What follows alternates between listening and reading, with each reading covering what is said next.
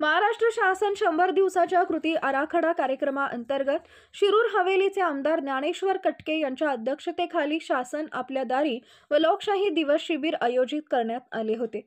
दिनांक 17 फेब्रुवारी रोजी जुनी नगरपालिका हॉल शिरूर इथं झालेल्या या शिबिरात शिधापत्रिका सुविधा, निवडणूक शाखा, उपअधीक्षक भूमी अभिलेख शाखा, संजय गांधी योजना, सहाय्यक निबंधक सहकारी संस्था, कृषी उत्पन्न बाजार समिती, वीज वितरण कंपनी, मनरेगा अंतर्गत फळबाग योजनांचा लाभ, जत्रा शासकीय योजनांची माहिती, सामाजिक वनीकरण परिक्षेत्र, विविध आरोग्य विषयक सरकारच्या योजना, पंचायत समिती, पशुसंवर्धन विभाग, एकात्मिक बाल विकास योजना, समाज कल्याण विभाग, जिल्हा ग्रामीण विकास यंत्रणा विभाग, महिला बचत गट आणि विविध शासकीय योजनांची माहिती देऊन आढावा घेण्यात आला। तसेच लाभार्थ्यांचा सन्मान करण्यात आला। उपस्थित शेतकरी व नागरिकांनी आपल्या लेखी तक्रारी व समस्या आमदार माऊली कटके यांना दिला। त्यावर सर्वसामान्य जनतेच्या अडचणी लवकरात लवकर सोडवाव्या अशी सूचना माऊली कटके यांनी अधिकाऱ्यांना दिल्या। शिवशाही न्यूज प्रतिनिधी फैजल पठाण, शिरूर।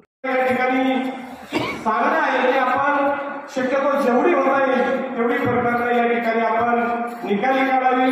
त्यांचे प्रश्न जे असतील ते सोडवण्यासाठी खऱ्या अर्थानं राज्य शासनाच्या माध्यमातून आपली या ठिकाणी नेमणूक केलेली असती, त्याचं थोडं कुठंतरी आपण भाग ठेवावं की आपण सर्वसामान्य नागरिकांना त्रास होणार नाही, शेतकऱ्यांना त्रास होणार नाही, याची आपण त्या ठिकाणी सर्वांनी अधिकाऱ्यांनी काळजी घ्यावी।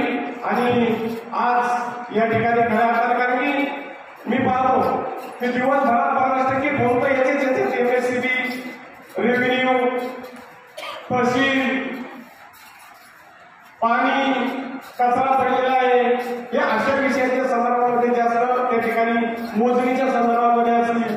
ही जर प्रकरणं जर आपण त्या ठिकाणी जर निकाली जर काढली, पाण्याचे रस्ते असतील, जे होण्यासारखे आहे। आता डीपीटीसी मध्ये सुद्धा माननीय उपमुख्यमंत्री अजितदादांच्या माध्यमातून झालेल्या डीपीटीसी मध्ये सुद्धा पाण्याच्या रस्त्यामध्ये अग्रेसिव्ह भूमिका दादांनी त्या ठिकाणी मांडली की पाण्याचे रस्ते हे झालेच पाहिजे। पण त्या संदर्भामध्ये सुद्धा रेव्हेन्यू असेल किंवा संबंधित खात्यांना त्या पद्धतीच्या सूचना करण्यात येतील आणि येणाऱ्या काळामध्ये शेतकऱ्यांचे जास्तीत जास्त सर्वसामान्य नागरिकांचे प्रश्न हे कसे मार्गी लागतील याच्यासाठी प्रशासनाने त्या ठिकाणी काळजी घ्या। अजून निवडणुका न झाल्यामुळे सर्वसामान्य माणूस आपल्याकडे येणार आहे, त्यांच्याशी व्यवस्थित बोला, त्यांच्याशी व्यवस्थित त्या ठिकाणी ट्रीटमेंट करा, त्यांचे जे काही प्रश्न असतील ते ऐकून घ्या। नुसतं आलं तर काय वेळेला बऱ्याच वेळा असं होतं की 10 वेळा पेपर देऊन त्यांच्याकडे कोणी पाठवत नाही, नुसतं पैसा हा करतो दादांचा परत असं करता करता वर्ष 2 वर्ष निघून जातात आणि तो माणूस वैतकून जातो। तर अशा पद्धतीचं काम होता कामा नये। आपल्याला प्रशासनाला जर काही अडचणी असतील एक लोकप्रतिनिधी म्हणून आपण या ठिकाणी मला सांगत चला, निश्चितपणे त्या त्रुटी देखील दूर करण्याचं काम आम्ही राज्य सरकारच्या माध्यमातून करू। शेवटी आम्ही जरी या ठिकाणी लोकप्रतिनिधी म्हणून सेवक म्हणून काम करत असलो तरी आपली देखील तेवढीच या ठिकाणी प्रशासनाची जबाबदारी आहे की सर्वसामान्य नागरिकांचे प्रश्न सोडून ते प्रशासन गतिमान झालं पाहिजे। याच्यासाठी आपण सर्वांनी त्या ठिकाणी थोडी सर्व अधिकाऱ्यांनी काळजी घ्या। मी आपला शिरूर हवेली दोन्ही तालुक्यामध्ये सर्वसामान्य माणसांना न्याय देण्याची भूमिका आमची त्या ठिकाणी निश्चितपणे असेल। जे प्रश्न आहेत ते पोटतिडकीने सोडवण्याचा निश्चितपणे आमचा सर्वांचा या ठिकाणी प्रयत्न असेल।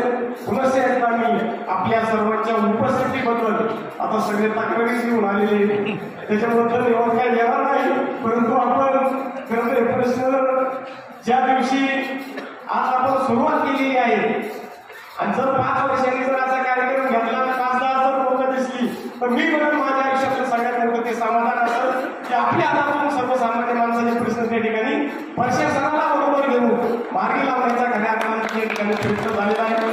शेवटी तुम्ही आम्ही पदावरती गेलो की बदलतो की काय वेगळी हवा लागते मला नाही माहिती काय, परंतु थोडीशी काळजी घेतली पाहिजे। शेवटी आपण शेतकऱ्याची मुलं आहोत, आपले आई वडील कुठेतरी शेतात काम करतात, रात्रंदिवस राबलेली आणि त्यांच्यामुळं आज आपण कुठेतरी 4 रुपये त्यांनी आपल्या शिक्षणावरती खर्च केले असतील, आपल्या हॉस्टेलवर खर्च केले असतील, त्याच्यामुळे आज आपण अधिकारी आहोत, आम्ही लोकप्रतिनिधी आहे, परंतु हे समाजासाठी आहोत याचं भान आपण ठेवलं पाहिजे।